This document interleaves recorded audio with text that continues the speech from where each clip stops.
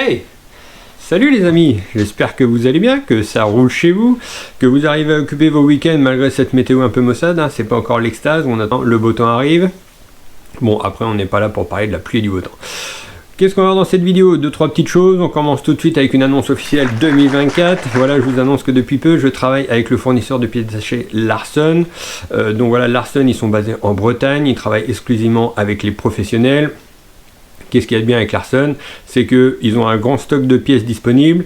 Tout ce qui est disponible en France, donc en Bretagne, ça arrive sous moins de 24 heures. Ils ont un autre entrepôt en Allemagne. Tout ce qui est disponible en Allemagne, ça met environ un peu moins d'une semaine à arriver.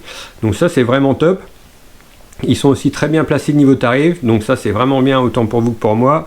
Et qu'est-ce qu'il y a d'autre au niveau des colis? Honnêtement, les personnes qui travaillent chez Larsen à l'emballage des colis, chapeau, parce que vous faites vraiment du bon boulot.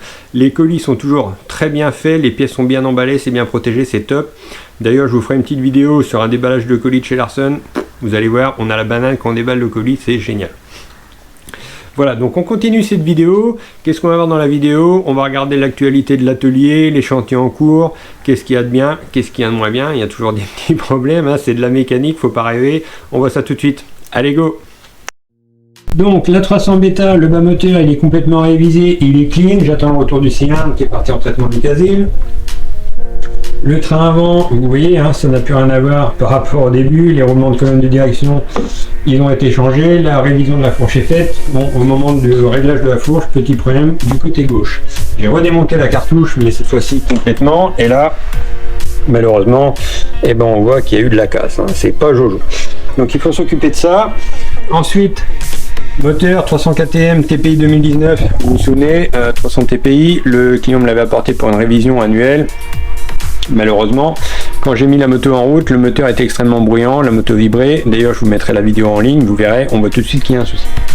Donc, révision complète du moteur. La moto, elle a sûrement mangé de l'eau, donc le bas moteur, il est remonté, ça c'est fait. J'ai eu pas mal de pièces de chez Larsen, ça c'est cool. Le cylindre, au même titre que pour la bêta, donc j'ai envoyé ça chez NS Moteur. NS Moteur, j'ai eu Nicolas, propriétaire, la semaine dernière au téléphone. Il est super sympa, donc j'attends le retour des pièces. Honnêtement, si c'est du bon boulot, je pense que je continuerai à travailler avec eux sans problème. On continue. Donc, on se retrouve avec l'actualité, avec ici, encore une fourche Marzocchi, et malheureusement, il y a aussi de la casse. Donc, vous voyez, il y a des petits settings qui sont cassés dans le pied de la fourche cette fois-ci. Donc le problème des fourches Marzocchi, je dis pas que c'est de la mauvaise marque, loin de là. Par contre, ils ne détaillent pas la vente des pièces. Donc on se retrouve à devoir acheter une cartouche de suspension complète, qui vaut un petit peu plus de 900 € pour remplacer les petites pièces qui sont là.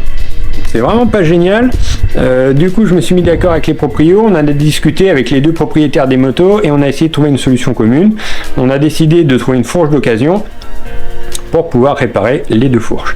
Donc c'est ce qu'on a fait. J'ai un des deux clients qui a acheté une fourche sur le bon coin. On s'est mis d'accord sur laquelle. Quand la fourche va arriver, les deux clients vont se mettre d'accord sur la séparation des pièces et le paiement. Moi je remonte les pièces. C'est des fourches qui sont déjà d'occasion. On rachète une fourche d'occasion parce que honnêtement sinon c'est la ruine, hein. Payer un quart d'une fourche 900 €, honnêtement c'est pas la peine. Donc là je pense qu'on aura trouvé une très bonne solution. Ça tombe pas plus mal, je dirais, pour les clients, puisque j'ai les deux fourches au même moment. Ça permet de trouver une solution commune, c'est pas mal. On continue. Donc ici, quelques pièces d'embrayage sur une 250 bêta. Il y avait un petit bruit, donc on est en train de contrôler ça. Et pour finir, voilà, donc on est reparti un peu côté route, hein. On laisse le côté enduro pour bosser sur un Suzuki 125 Dirtman. Voilà, donc le scooter avait pas fonctionné depuis un certain temps, le propriétaire me l'a apporté en me disant il n'a pas tourné depuis longtemps et il a du mal à fonctionner, il se coupe aléatoirement, il fonctionne pas correctement, ça n'a pas l'air clean. Donc j'ai demandé ce qui avait été fait comme entretien. A priori il savait pas trop, donc je soupçonnais un petit peu le jeu aux soupapes. Le scooter il a 18 600 km. Bon, ça reste un 125, sur les petites cylindrées il faut faire attention au jeu aux soupapes, ça bouge assez vite. Donc quand j'ai commencé à démonter, l'admission était pas jojo, c'était assez encrassé, donc on voyait que ça refoulait un peu côté moteur et que la bougie était pas terrible non plus. Donc quand j'ai démonté le couvre-culasse, et bien bien sûr bingo, le jeu aux soupapes étaient hors tolérance. Donc j'ai réglé tout ça puisque c'est des petits culbuteurs et je refais une bonne révision, je pense que ça va être pas mal.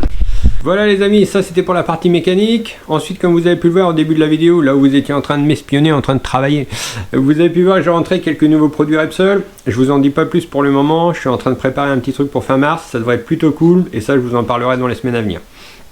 En tout cas, je tiens grandement à remercier l'entreprise Armorine, hein. Je le rappelle, Armorine c'est mon fournisseur en huile Repsol.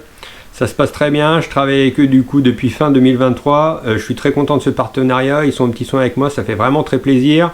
Petit rappel, Armorine donc c'est un fournisseur, un importateur plutôt d'huile Repsol en France, mais c'est aussi un fabricant d'huile. Ils sont basés en Bretagne, donc c'est une entreprise française, ils fabriquent leurs huiles à base de pétrole Repsol, et donc ils ont des lubrifiants pour tout type de véhicule, bateaux, tracteurs, poids lourds, ils font du forestier, les voitures. Il y a tout ce qu'il faut. Donc je pense que si vous avez des besoins, vous pouvez faire appel à eux. Hein. C'est toujours mieux de travailler français, je dirais. En tout cas, ils sont vraiment cool. Moi, ça se passe très bien. Je suis très satisfait. Donc n'hésitez pas. Voilà, j'espère que la vidéo vous aura plu les amis. Comme d'habitude, vous pouvez me suivre sur l'ensemble de mes réseaux sociaux, Facebook, Instagram, TikTok et YouTube. Si ça vous a plu, n'hésitez pas à partager, à liker, à me laisser un petit commentaire, hein, ça fait toujours plaisir, je vous répondrai sans problème.